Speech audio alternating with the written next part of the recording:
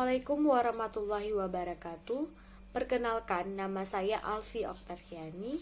Di sini saya akan menjelaskan tentang hukum administrasi negara. Sebelum memasuki itu, kita harus mengetahui dasarnya dulu, seperti pengertian dari hukum.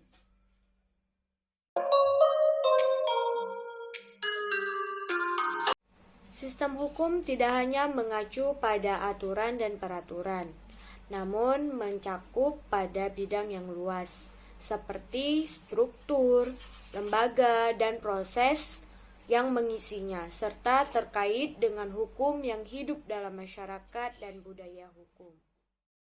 Struktur hukum meliputi badan eksekutif, legislatif, dan yudikatif, serta lembaga-lembaga terkait seperti kejaksaan, kepolisian, pengadilan, komisi judisial, dan komisi pemberantas korupsi. Sedangkan substansi hukum adalah mengenai norma, peraturan, maupun undang-undang. Budaya hukum meliputi pandangan, kebiasaan, maupun perilaku dari masyarakat mengenai pemikiran, nilai-nilai, dan pengharapan dari sistem hukum yang berlaku. Selanjutnya, ada pula pengertian hukum menurut salah satu para ahli, yaitu Immanuel Kant. Beliau mengatakan bahwa hukum ialah keseluruhan syarat-syarat yang dengan ini kehendak bebas dari orang yang satu dapat menyesuaikan diri dengan kehendak dari orang lain, menuruti peraturan hukum tentang kemerdekaan.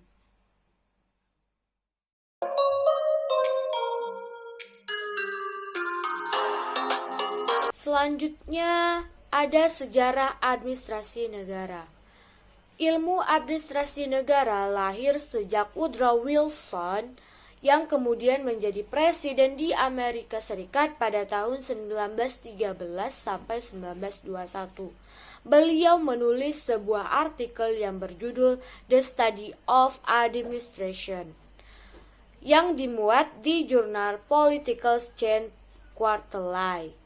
Kemunculan artikel itu sendiri tidak lepas dari kegelisahan Wilson muda akan perlunya perubahan terhadap praktik administrasi negara yang terjadi di Amerika Serikat pada waktu itu, yang ditandai dengan meluasnya praktik spoil system atau sistem perkoncoan, yang menjurus pada terjadinya efektivitas dan efisiensi dalam pengelolaan negara. Penjelasan ilmiah terhadap gagasan Wilson tersebut kemudian dilakukan oleh Frank J. Goodenough yang menulis buku yang berjudul Politics and Administration pada tahun 1900. Buku Goodenough tersebut seringkali dirujuk oleh para ilmuwan administrasi negara sebagai proklamasi secara resmi terhadap lahirnya ilmu administrasi negara yang memisahkan diri dari induknya, yaitu ilmu politik. Era ini juga sering disebut sebagai era paradigma dikotomi politik administrasi. Melalui paradigma ini, ilmu administrasi negara mencoba mendefinisikan eksistensinya yang berbeda dengan ilmu politik dengan ontologi, epistemologi, dan aksiologi yang berbeda. Di era berikutnya merupakan periode di mana para ilmuwan administrasi negara berusaha membangun body of knowledge ilmu ini dengan terbitnya artikel dan buku yang mencoba menggali apa yang mereka sebut sebagai prinsip-prinsip administrasi yang universal.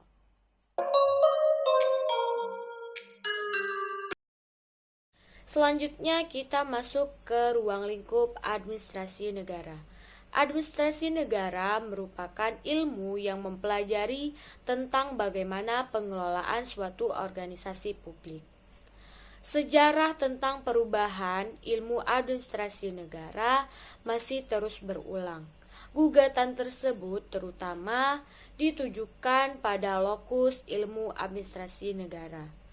Dwianto menyebut ada 4 faktor yang menjadi sebab menurunnya peran negara, yaitu yang pertama, dinamika ekonomi, politik, dan budaya yang membuat kemampuan pemerintah semakin terbatas. Yang kedua, ada globalisasi yang membutuhkan daya saing tinggi di berbagai sektor, menuntut semakin dikuranginya peran negara melalui debirokratisasi dan deregulasi. Yang ketiga, ada tuntutan demokratisasi, mendorong semakin banyak munculnya organisasi kemasyarakatan yang menuntut untuk dilibatkan dalam proses perumusan kebijakan dan implementasinya. Dan yang keempat, munculnya fenomena hybrid organization yang merupakan perpaduan antara pemerintah dan bisnis. Fenomena menurunnya peran negara ini merupakan arus balik dari apa yang disebut Greenland ini sebagai too much state, di mana negara pada pertengahan 90-an banyak melakukan intervensi yang berujung pada jeratan hutang luar negeri, klasi fiskal, dan pemerintah yang terlalu sentralis dan otoriter.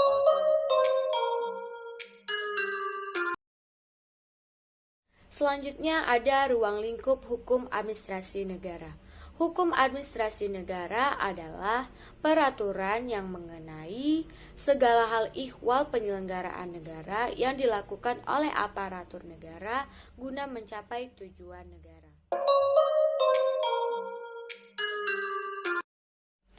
Selanjutnya yaitu ada kedudukan dan hubungan hukum administrasi negara dengan ilmu hukum lainnya. Dalam sistematika ilmu hukum, hukum administrasi negara merupakan hukum publik dan merupakan bagian daripada hukum tata negara.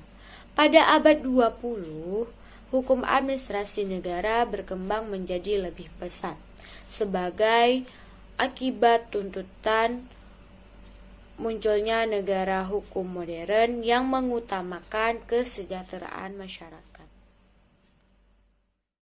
Hubungan hukum administrasi negara dan hukum tata negara dapat kita lihat dari segi sejarah. Sebelum abad ke-19, hukum administrasi negara pernah menyatu dengan hukum tata negara.